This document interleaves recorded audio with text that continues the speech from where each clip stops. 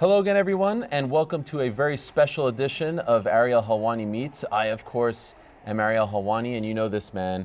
He is the one and only Roman Reigns. He's the face of WWE, and on Sunday night, right here at SoFi Stadium in Inglewood, he'll be headlining WrestleMania 39 against Cody Rhodes. Roman, thank you so much for doing this. We've never had a face-to-face before, so I appreciate this very much. We haven't, have we? Just Zoom. Just on the pandemic call. That's right, that's right. Well, good to see you, man. Appreciate it very much. I'd be remiss if I don't bring up, it seemed like when you came in, you were a little bit unhappy with me. So can we address that? Oh, no, not unhappy. Okay. Almost put off, I Put would off? say. A little bit, yeah. Why? Because, you know, I just felt like there was quite a bit of bias within your interview. Like it was if you were interviewing your fan favorite, where's Roman at? Why isn't he doing media? Like, this is my first shebang, and it's, how much more do I need to do for this company? You want me to just have to promote all week and neglect my family? No, I understand that. And you're referring to my interview with Cody Rhodes 100%. from a couple of days ago. See, that's the thing. I watch everything. I appreciate that. That's why we're so good. Paul will tell you all the time. We study everything and everybody because everything's competition. So you felt like I was a little too much? I felt like you showed your colors there. Really? They weren't red. Wow, Clearly. okay. You see what I'm saying? This came straight out of Atlanta. Yeah, that's right. From the Nightmare Factory, I think. No, not true. But I understand where you're coming from. It's a very exciting time, and I appreciate you doing this, you know, because the last time we spoke was August of 2021, and you dropped that needle mover line. Oh yeah. See, and I give you, and that's the thing. I give you good stuff. You gave me good like, stuff. Here, these are clicks. Here, let's grow your audience, and then you do me like I that. know. Well, you know, Man. the merch was nice. Of course it is. I'm attached to Yeah, it. that's right. It's always great. You know that's why I'm so valuable. Because and it's every other metric and analytic you want to look at. You know. So do you feel as though because of the run and how dominant you've been, towards the end, when you're so good and so dominant at the top for so long, people start to maybe underappreciate you and they expect the greatness from you, as opposed to like the shiny new toy who comes in and everyone goes, oh, we need something new, we need something fresh. But here you are, you're the guy. Why do we need something fresh if we have the guy? Do you feel that way? Well, I think we live in a what have you done for me lately world. I feel like we're in a fast food, you know, I need shorts. I need it quick. Give me something new because I only have 20 seconds and I want the new thing that's going to make me laugh or, you know, entertain me. So I think it's just a built-in situation, but that's the mindset we have. Once again, to quote my wise man, every week's an audition to be invited back next week. So if we don't kill it, if we don't create a moment, if we don't showcase a new layer, if we don't continually, you know, showcase, you know, this compounding of levels and showing why we're so much better, then we aren't. And that's why I've continually done what we've done over the course of 3 years to continue to create these moments, to continue to create these things that feel new. And that's why I'm still here. When we spoke in August of 2021, could you have imagined that it would have lasted this long and perhaps even beyond? We're approaching 1,000 days on top. This is, you know, Hulk Hogan territory now. This is legendary territory. Did you believe it would turn out like this? Yeah. I believed it that since Dusty told me, you are it. You have it, you can't sell it if you wanted to, you can't get rid of it, you are it. It's been ingrained in me. Like I said, I've been groomed. Wise man, I don't have to, analytics wise man, how great are we? He can just start going, and you know what I mean? These are just things that I've come to expect, that my family has come to expect, and it's on me as the man of this family, as the tribal chief of this family, to continue to push us forward. So yeah, I have great expectations, but I have a lot of faith in my ability, the potential that that I have, and then you know, my drive to capitalize on it. So Montreal was very special, and the whole. Not for you. I mean, I appreciate that. It was a very special scene. Were you at all, for lack of a better word, worried afterwards? All right, how do we transition from the Sammy story to the Cody story? And then, of course, the aforementioned wise man Paul Heyman and Cody had that incredible back and forth in the ring. But prior to that, was there any part of you that was like, all right, how do we now make WrestleMania bigger than what we just experienced at Elimination Chamber? Were you worried? No, because I knew the wealth of a story we have with Cody. I knew that dating all the way back to, you know, 2010, 2011, the time that I spent, you know, under the learning tree of the American dream. The history that Paul has with his family, there's just so many things to tap into, and we've been able to do it. Everybody thought Drew was the guy. Oh, you gotta do it over there. You were over there across the pond. Drew, come on, hometown guy. You're selling out again. But we made it work. Oh, Sammy's the guy. I'll give you that one. I'll give you Montreal. Smashed him. Oh no, but now they all love Cody. It's just the way it works. And once I'm done smashing Cody, we'll make somebody else relevant. That's the whole gimmick. That's the island of relevancy. Is there ever a fear that there's no one left? No, because I'm always here. That's why I'm the best. I make it work. Give me a Logan Paul. We got somebody running around here that I can make it work with, We get you out of that suit, I'll bounce you around for 15 minutes, Were we ever close to getting Rock tomorrow? I don't really know that. That's more of a wise man. So some of the stuff I don't necessarily want on my plate. So that's why having a special counsel is so brilliant, because we're able to, sift through the things, filter the things that I need to worry about and the things that I don't need to worry about. And this weekend is a great example of that. But that's a big one, right? I mean, of course, he even sure. teased it on his show.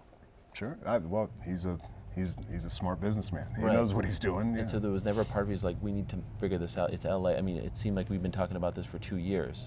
Did it ever get close as far as what not you with knew? me, because Okay. I'm just so thoroughly tied into what I'm doing within the WWE. I mean, that's why you haven't seen me in a movie. That's why you haven't seen me cameo in this or that. They're available. I can do that stuff anytime I want. But I'm so, and this, even with where I'm not on every loop, I'm not doing all the house shows. There's particular shows that I do, but I'm never out. I'm always in. If I'm not producing, I'm directing. If I'm always a part of it. I'm always thinking and grinding Bloodline, and just, it never shuts off. So for me, it's just a built-in situation.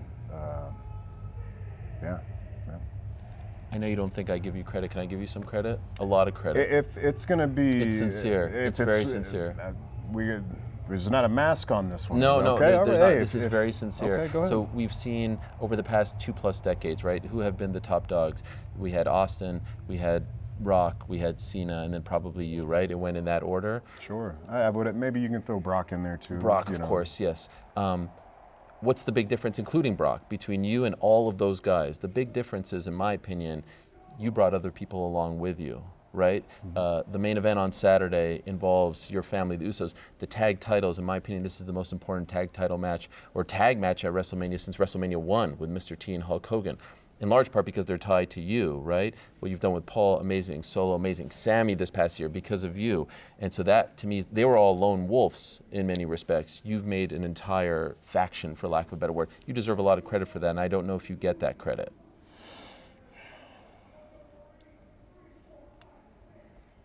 The wise man reminds me. It's one of those things where this is. It's a team, right? We're a company.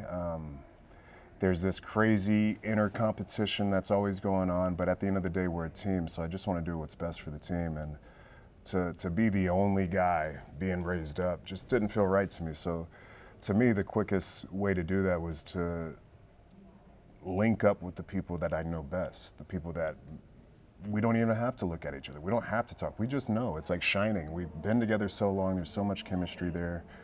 It was just an obvious fit.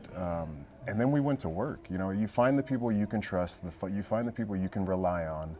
I had that since day one with Paul. I knew I had that with Jay. I knew once Jimmy came back, we'd have that with him as well. Solo was a pleasant surprise, but we've always had our finger on him, guiding him along the way. So to bring him up, it was a perfect fit. He's done such a great job. But if we can't lift everybody up, then we aren't what we say we are. The tribal chief, it's, high tide lifts all the ships. So that was the most important thing for me. And that was what was critical to get us to where we are now. We can be a big star and, be doing pretty well, or we can lift everything up and make it better, be the energy behind all this growth, and reach heights we never have, and that's what we're doing.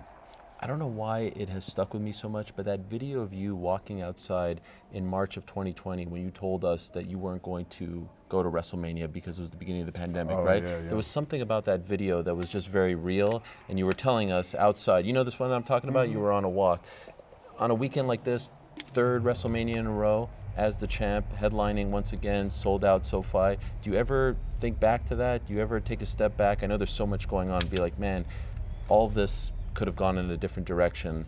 So much has happened, and now here you are, undeniably the guy. No one's forcing it down anyone's throat. Like, do you allow yourself to sit back and smell the flowers, so to speak, or do you never do that?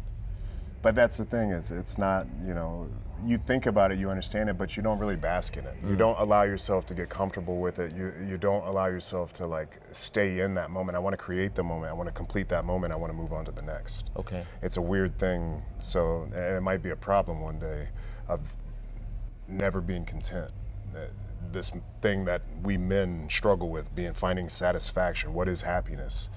And I've just always been that way. When I complete one thing, well, what's the next thing? What's that next moment? Because I'm not done, so I should start working again. I should start building towards the next thing. So I've never really just given myself a chance to truly enjoy it, but I understand what's happening, yeah. But like even this weekend, you don't give yourself a chance to enjoy it?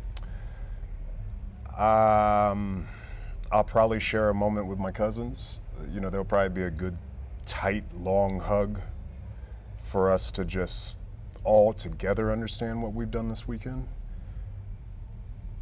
But until we're on the, like, until it's like Monday, you know, or yeah, like the early hours of Monday probably is when I'll maybe be able to enjoy it. But then we're thinking about the next day. Right. So yeah, I guess it's hard, man, because it just never stops. Like there's no off season. We don't ever have a time to just sit back, recalculate, and like, man, that was a good season, Right. man. Pro Bowl, deep in the playoffs, got some bonus. We don't have that, you know. So it's just always to the next one. So I just don't think I've ever had enough time to really let it sink in. How much longer you want to do this for? At this speed, at this pace? Oh, at this pace, I mean, I take good care of myself. As long as it makes sense, I feel good. You know, I'll be 38 in a couple months. I still feel like I still feel like I could probably push to definitely 45 if I wanted to. I don't need to, but really it's just about what's available, the art. You know, whether it's the accolades chasing, 1,000 days, great. All right, let's do 1,500. Okay, cool, 2,000. Or it's, oh, no, there's something that's, you know, that's pulling me. I have to do this. I have to put this, I have to create this. I have to put this on camera. I have to build this dynamic or this rivalry. If something like that comes along too, then that'll motivate me as well. Cody said something on Friday. He said, 11-year investment, but it only started to kick in around year 8. And clearly it has kicked in. But I'm wondering during all of that, like, is this a weight lifted off your shoulders because you wanted to prove the investment correct, and now it's all good, you don't have to worry about that. But maybe 4 years ago you were like, I need to prove to these guys that I was worth that time and investment. Did you ever worry about that sort of thing? And does a comment like that even cut deep? No, because it's not true. I mean, when we were approaching these billion-dollar deals, wise man, who was on top? Roman Reigns, 365 days of $1 billion year. The guys, he wasn't, you know what I mean? He was making movies. It was me. I mean, from 15, who main evented all, you know, except for, what was it, 18 maybe, or whatever years that I skipped one, and then obviously Right. my health. But I was on top on all these years. So, of course, yeah, you're going to go due to the booking and the noise, you're going to make your own assumptions, but business was good. We were priming to build into a billion-dollar company, which I bridged us to and now have sustained. 3 years in a row, Paul? 3 years in a row. 3 years in a row. How many other performers, how many other top guys can say they have $1 billion year under their belt? How many can say they have 3? And topped it every year. Add up all their years. Just take one of mine. So Mount Rushmore, I asked Undertaker this question. Do you put yourself on the Mount Rushmore? It's the bloodline. We're the best. I'm from this business. I respect every one of them immensely, and they know it. I wouldn't put my life and everything that I do into this like I do if I didn't have that love and respect. But at best, they were 3D characters. We're all 4D characters. Nobody's ever done that.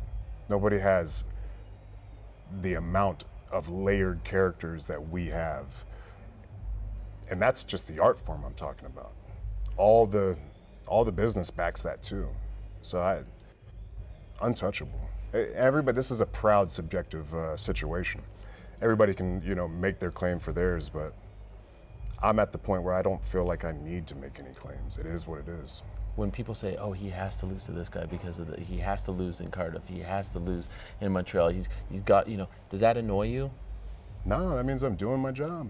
Everybody wants Mayweather to lose, Everybody's dying for that. That's why they keep coming back. They want something. They think they want something. But what happens when you take the tribal chief out of this situation? I don't think they're willing. I think everybody's like, oh, the grass is greener. But when they get to the other side, I don't think they're going to feel that way. So that's why we make the calls. In other words, they'll miss you when you're gone. For sure. Yeah. 100%. I mean, I think our absence will just highlight us even more of just how special of what we do, Are you planning an absence in the near future? No. No. No, I mean, I love my setup, and they can all say what they want. Every single one of them would take my deal if they could get it, but they just can't get it. They'll get a big fat no, and there's nothing they can do about it. But they can say what they want. Seth, any of them. Seth would take my deal if he would take my dates. He'd love to get my money, but it's not for him. It's the tribal chief setup. That's just the way it is. Do you feel a lot of that jealousy? No. For lack of a better word? No. I mean, I don't make myself available to it. And it's one of those things that if it was happening, I would hear about it. And if it was happening, I'd invite it to my face. And it would never come, so. One moment that I thought was really special, and I don't know if you feel the same. I remember a few years ago after the Taker WrestleMania match, the loud F you Roman chant, right?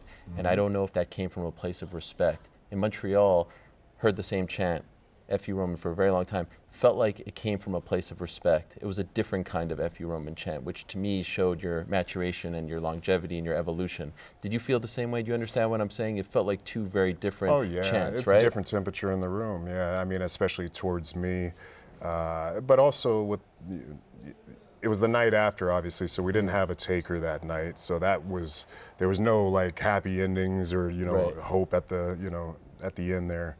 With Sammy, it worked in perfect because the energy was different. It was within the actual match. He was the hometown guy. You were there. There was just a certain kind of magic you can't describe. But it's tangible. You can grab it. You can feel it. But nonetheless, it's that loud. If we're measuring these decibels and how loud it is and how sustained it is, they were both in the same ballpark. Final thing, I don't often ask this, but this feels like a big, pre-fight interview in the locker room, so to speak, before a massive event. Can I get a prediction for Sunday night? I don't lose. Ever. That good? Yeah, that's good. Yeah. Thank you, sir. Yeah, man. Roman Reigns, BT Sport box office, Sunday, going up against Cody Rhodes.